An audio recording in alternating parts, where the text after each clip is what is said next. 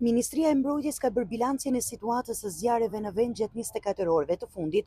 Në total janë raportuar 20 vatra zjarri, 9 prej të cilave vijojnë të jenë aktive, ndërsa një tjetër është nën monitorim.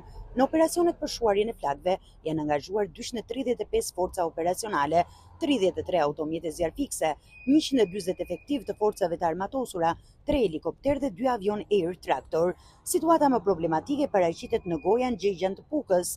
Era e fortë dhe terreni i thyer po vështirësojnë ndërhyrjen e forcave, ndërsa prioritet mbetet mbrojtja e banesave. Për shkak të rrezikut, disa banor janë evakuar. Në operacion janë angazhuar 40 efektiv të forcave të armatosura dhe 3 helikopter, ndërsa në mal Milo të Kurbinit zjarri vijon të jetë aktiv, po për momentin nuk paraqet rrezik për banesat. Në teren po punojnë forcat zjarfikse, ushtarake dhe bashkiake, ndërsa është kërkuar dhe përforcim me trupa dhe mjete.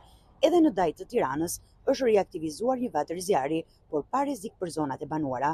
Ndërhyrja po kryhet nga strukturat e MZSH-s, AZM-s dhe forcave të armatosura me mbështetjen e një helikopteri.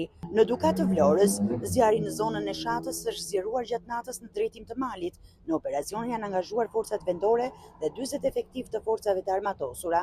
Aktualisht, banesat nuk janë të rrezikuara. Në Ballaxhiajt me Maliajt, zjarri është nën kontroll dhe larg zonave të banuara, pas ndërhyrjes së zjarfikësve, policisë dhe vullnetarëve.